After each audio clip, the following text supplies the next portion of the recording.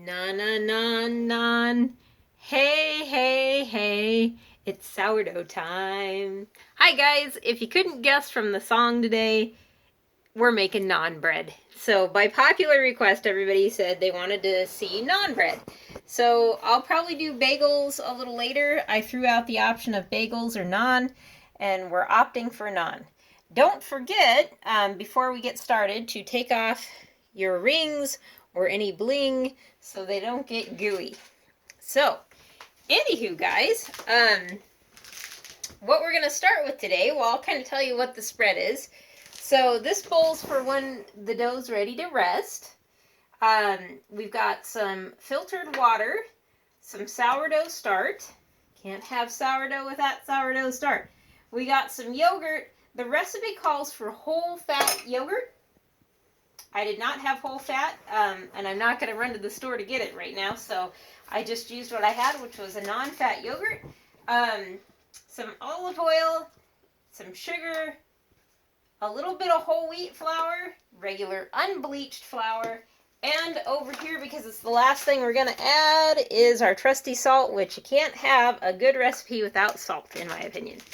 So, the first thing we're going to do, I've weighed everything out. And I'll post the recipe. So we're looking at around 134 grams of sourdough start. And I believe it was,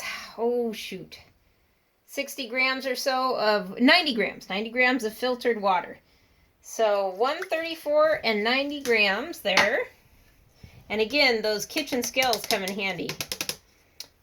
And you just kind of mix them up and get them mixed together. So it's always a good thing, like with regular bread, incorporating the sourdough start and the water together, getting them all nice and smooth and mixed up well. Kind of like yeast and warm water for regular bread. Makes a big difference. So I hope all you guys are doing well out there and handling these isolation things okay. I sure miss people. I miss giving everybody hugs. So there's that. That's incorporated. And once the water and the sourdough start are incorporated, then you can start adding your other stuff, like your yogurt. And again, I'll have all the exact measurements posted in the recipe link with these. It's not very much yogurt, 40 grams, and then 25 grams of olive oil, 20 or 25. Again, sorry, I don't have the recipe written out, and my wonderful husband, cameraman, is filming me on my phone, so I don't have the recipe in front of me.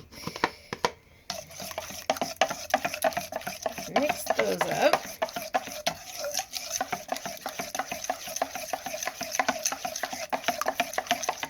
And again, once all your liquid stuff's incorporated, then start adding your other stuff. So right now it's sugar.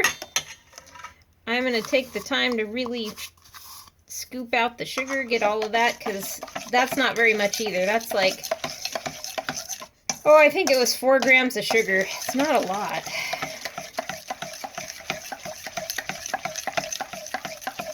Get that mixed up and looking good. So once you got a nice, smooth, kind of liquidy consistency about like that, you're going to start adding your flours. My spoon's heavier than my vessel. There we go. So 55 grams of wheat flour. Again, don't quote me. Just check the recipe. I feel so lucky because I always find some really fun websites with these great recipes on them. I'm going to start using some of our library books to do some recipes pretty soon. And then somewhere around 220, I think, grams of regular unbleached white flour. So you get them all in there, and my favorite part, you just kind of mix them up.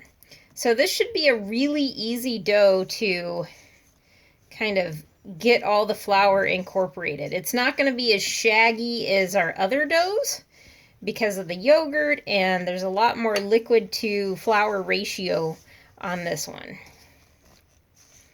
So pretty much it's just working it all together. And we're not gonna auto lease this one like we have other doughs in the past.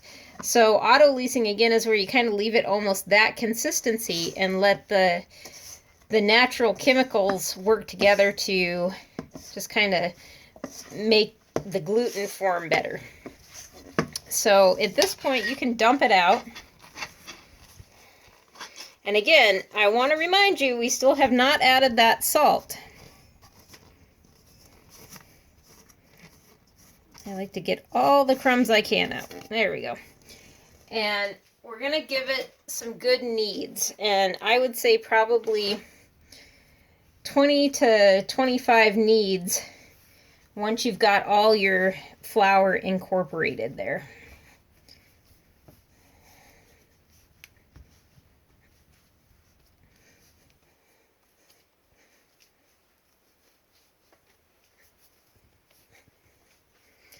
So, and the nice thing is, unlike some of my other doughs I've done, it does not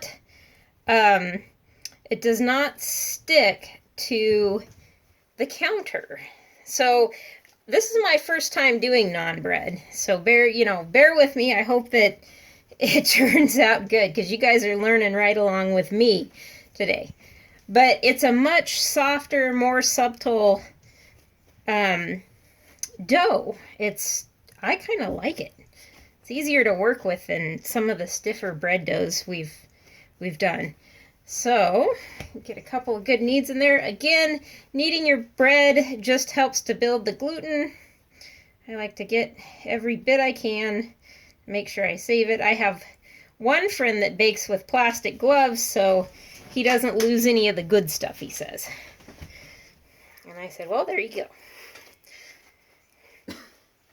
So again, just getting it about 20 good solid kneads. And remember, you can always YouTube some really fun way to knead bread. There's lots of ways to do it. I don't think there's any right way as long as you're building gluten. But you get it into a nice kind of little ball there. And you put it in your oiled bowl. That's probably way too big a bowl, but that was my next size up. You're going to cover this, and you're going to let it rest for 40 minutes. So I guess it kind of is a little bit like the auto-lease process of other bread, but you're just letting it rest and develop its gluten. You don't put the salt in now because it will stunt that development. So we let it rest, and I'll be back in a bit to show you how to fold the salt in.